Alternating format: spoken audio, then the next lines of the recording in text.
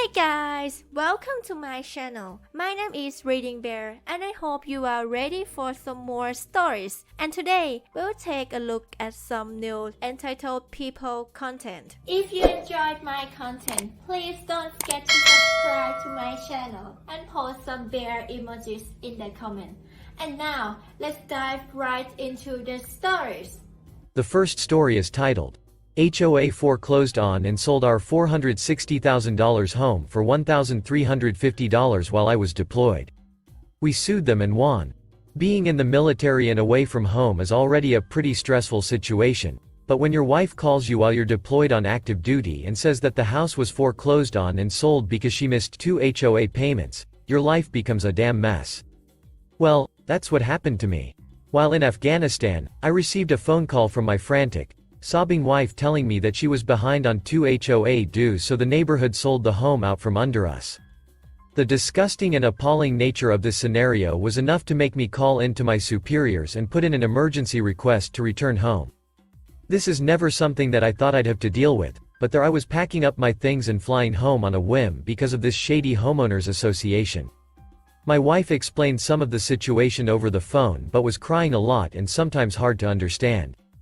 I found out more information once I returned home. It had been a few days and she was packing up our belongings into cardboard boxes. It was clear that she had been crying on and off since we last spoke on the phone. All I could do was embrace her and tell her that we would do our best to fix the situation.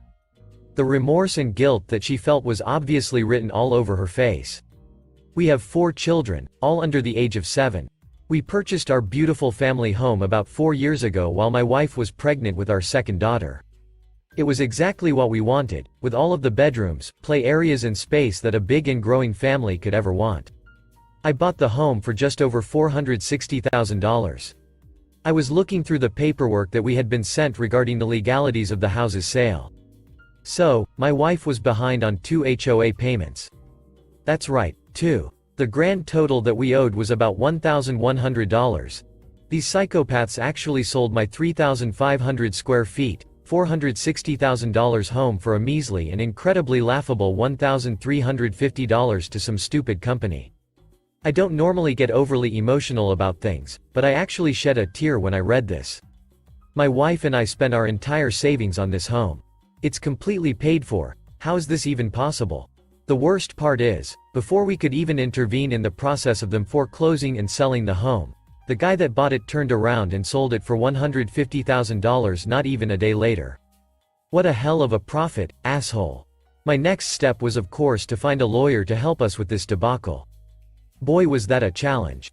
Because in our state the HOA basically has all of the power, lawyers don't like to take on these cases. One attorney even advised me to just call the HOA and cry. He said to literally beg for mercy, which was not something that I was inclined to do, but I tried it anyway out of desperation. I called the HOA board again and asked if there was any way that we could fix this issue without it being as big of a hassle as it has turned out to be. The woman sounded sympathetic. I'm not sure if this was the same woman or not. She said that it was simply our fault and there's no other way to look at it. If we had been more responsible and paid our dues, none of this would be a problem. This statement infuriates me. I understand that we messed up, but this was absolutely uncalled for, and we would have taken care of the problem if they had told us what was going to happen. Couldn't they at least have given us a warning? She said that they send a letter after each missed payment saying that there would be legal action taken if the fees weren't paid. I told her that it shouldn't be possible for them to do this and that it's borderline illegal. I was then informed by the snobby, condescending witch on the other line that the HOA does have the right to foreclose on a home even over such a small amount of money. They claim that if they didn't have the forceful means to collect payment, that no one would ever pay their dues. I tried to peacefully explain that my wife has to take care of everything while I am overseas on active duty and that there must have been some kind of mistake. The woman didn't seem to have an understanding bone in her body and proceeded to repeat that they had the right to foreclose and sell my home over 2 months of missed payments. I don't even think that a company would repossess a car after just 2 missed payments. Maybe 3 but just 2? The fact that they sold my house for peanuts is absolutely infuriating and now they're just going to tell me that it is what it is. I don't think so. Eventually, I was able to find an attorney that was willing to help us besides just telling us to beg the HOA for the home back. He said that several years ago Congress passed the Service Members Civil Relief Act, which was meant to protect overseas military personnel from having their homes non-judicially foreclosed upon. This was probably going to be the one saving grace in our situation, because otherwise, our home state doesn't give a shit what HOAs do to their residents. It took weeks before we could even get into a courtroom. In the meantime, we've had to move into my brother's basement temporarily and have all of our furniture and other belongings in a storage unit. Thankfully, the continued sale on the home was temporarily postponed while we are currently taking the HOA to court. Who knows what the buyers would have done to it if people were allowed to move in. What a nightmare. We had made that house a home. Our home. My wife hand-painted my son's nursery. She would be devastated if someone were to cover it, or if my daughter's custom-designed princess room was destroyed. We waited and waited, the worst 4 weeks of our lives. Not knowing if we were going to find a new place to live, and count my old home as a giant financial loss. I still had a hard time understanding how any of these was even legally possible for them to do. It's actually so scary, the amount of control and power these associations have over the residents and the homes that the people own. How can they just sell someone's house that is fully paid for right out from under them over some piddly little fees? Well, once we finally got into court, there was little sympathy from the HOA's lawyer and representatives. They continued to say that this is the only way for them to obtain past due payments. Apparently, by foreclosing on homes and putting military families on the street over $1,100, they said that the 2 months of delinquent payments put them behind on caring for the neighborhood, which I call BS. Thankfully, we had something in our back pocket. My lawyer was quick to point out that I was deployed overseas to Afghanistan at the time. This brings up the Service Members Civil Relief Act, which disallows for HOAs to do such ridiculous things like sell a home on the front steps of a court office building for 2% of what the house is actually worth. The judge and the HOA and their attorney seemed to go in circles for several minutes about what they were going to do. But at the end of it all though, the judge saw in our favor and awarded us the house back. There was no fighting the act that said they can't foreclose on homes of active and deployed military personnel. This was truly a beautiful day. Now the HOA gets to go through the trouble of paying for the undoing of the deed and bill of sale. Which, according to my lawyer, was going to be a giant pain in the ass for them. Maybe they will think twice before foreclosing and selling a home all in a 10-day time period. My family and I were happy to move back into our beautiful home. My wife and I pay the HOA dues up front once a year now, so that we know there's no way that a mistake like that one can be made again. The HOA continues to be annoying about every little thing, but at least I have my house back. The next story is titled, "Why I Hate My HOA." They opted to literally kill geese eggs on my property. It feels like other people on here have far more drastic, personal and real stories with their HOA. I figured I would just share my story for why I hate my HOA. We live on a small man-made lake, so essentially there are a ring of houses around a lake which form our neighborhood. There are small pebbles that are strewn the last 5 feet in front of the lake, all around, to denote what is neighborhood lake property, as opposed to what is your own backyard. We don't have a separate lake association, HOA, it's all one body. So essentially our lake association is our HOA. We have geese that essentially live, or lived, on our lake. They'll occasionally come up into people's backyards, which I honestly kind of like, and most people do not mind. A few neighbors actively shoo them off their yard, but they are the exception. Anyway, I woke up one Saturday morning to find 3 of the neighbors who make an active habit of bothering the geese, standing under a tree in my yard roughly 5 feet away from the pebble line. I know the geese sometimes like to sit under trees, especially with the weather getting warmer. One particular goose had been sitting under a tree in my backyard, largely for a few weeks, and I had not thought much of it. Anyway, on that morning I noted the goose was moving away from the tree and squawking. So, I walked out on my back deck, down to the waterline, and asked them what they were doing. They explained to me that they were removing and destroying the eggs, as the geese are a nuisance to the neighborhood. When I asked them what authority they had to do this, they told me they were the HOA. When I again asked them what authority they had, they told me they had a meeting and agreed the geese eggs would be culled this year. I asked when the meeting was and did not receive an answer. I then asked them a third time why they were doing that. They then informed me, again, that the geese were a nuisance, and this was public property. At that point, I lost my temper. I told them, using some more colorful language, that this was my property, not public property.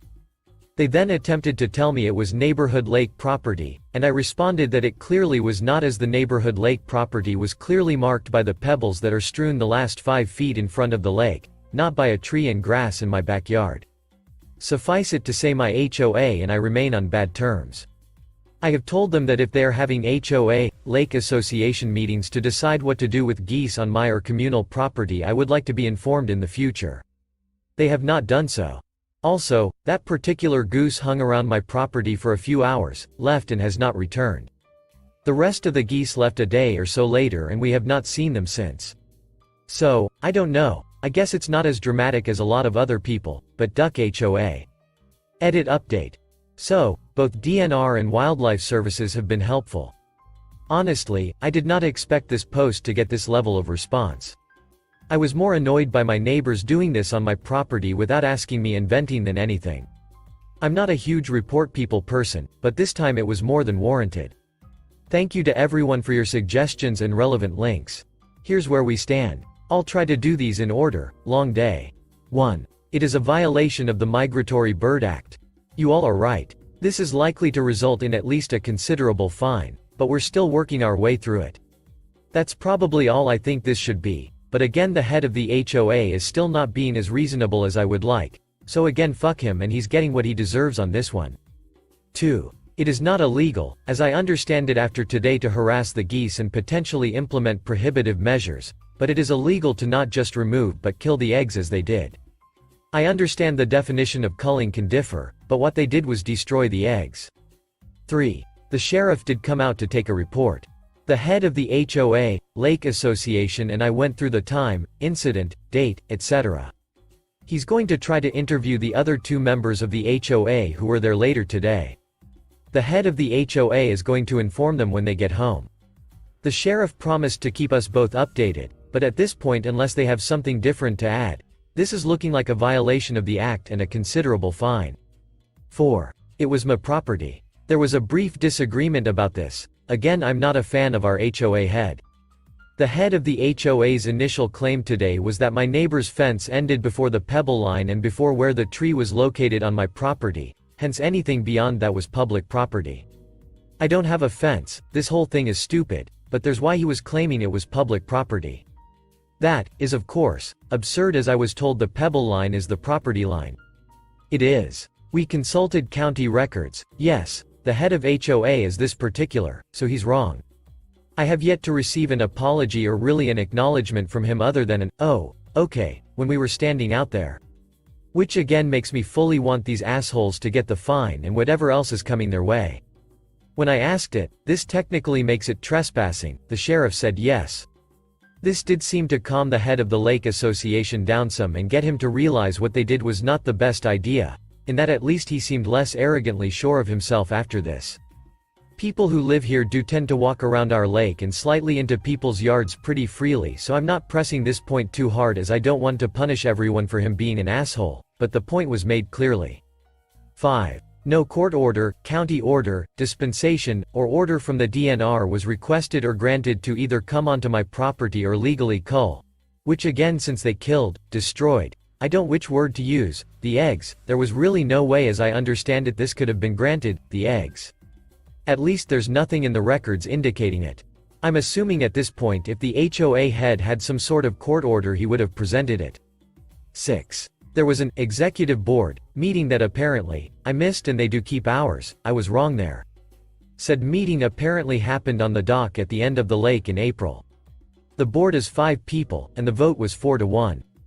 I'll admit they probably have informed me who was on the board before, and I've missed it.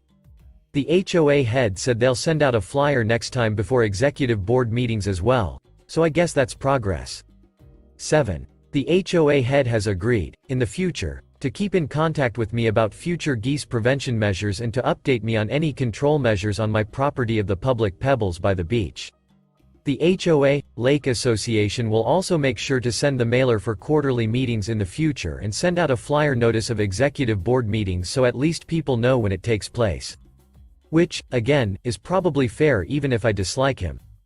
I pushed further and again pointed out no measures need to be made on my property anyway, because it is my property, which was also agreed to, since we are at least in agreement that this is my property.